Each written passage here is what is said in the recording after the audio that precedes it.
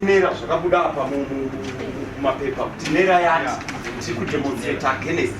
Not all political parties are nera. Vangadai vati okay, mapolitical parties enera budai. Tichisara ini tichaura nevasiri nera. So zvinoratidza kuti matsotsi nokuti tese tabva dzichimbi.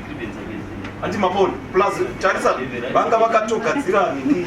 This is the agenda for today. But no elite has to think.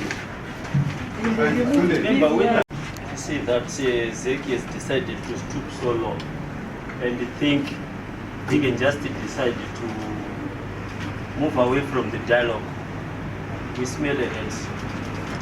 It's already beginning that the problem of, it's already giving us the impression of rigging in our brackets.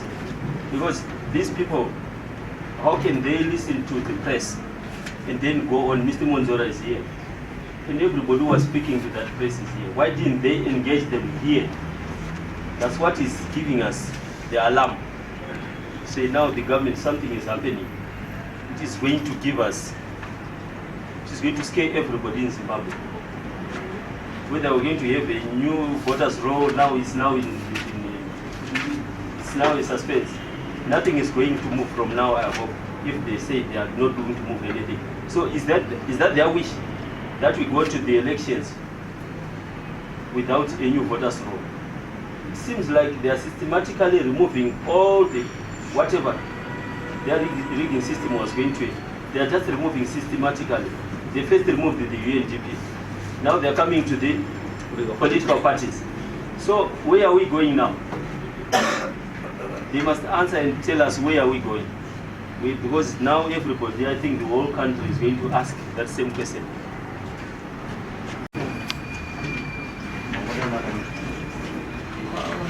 Kuti sezvo Zeki declare kuti vama enemies.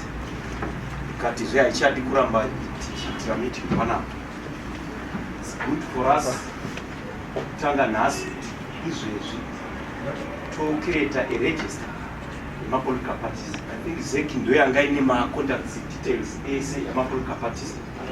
So that create a register political parties so that for continuous engagement tochizoseta date wekuti tingasangana kupi kana iri neutral venue, then we can say each and every political party in terms of funding yobhadhara kamari kakati tonoenda paneutral venue toramba ticontinue tichisangana on monthly basis.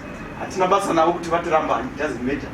Isi tofanira kuramba tichisangana kwete panapa nokuti tori nezvimwe zvinhu zvatofanira kuti tive tichitaura, but we are no longer safe here as you can see. So ngatitsvagai munhu anotinyorawo register wekuti tovhura a group so that munongozoposta pagroup kuti musi wakati tiri kusangana pavenue yakati, then mapolitical parties are willing. How much do we have to pay for the venue? If it is $20 per political party, if it is $100 per political party, then we continue until 2018. Tichiwirirana chizodzoka kwairi iyo Zeki, asi tine a different venue isiri yapana.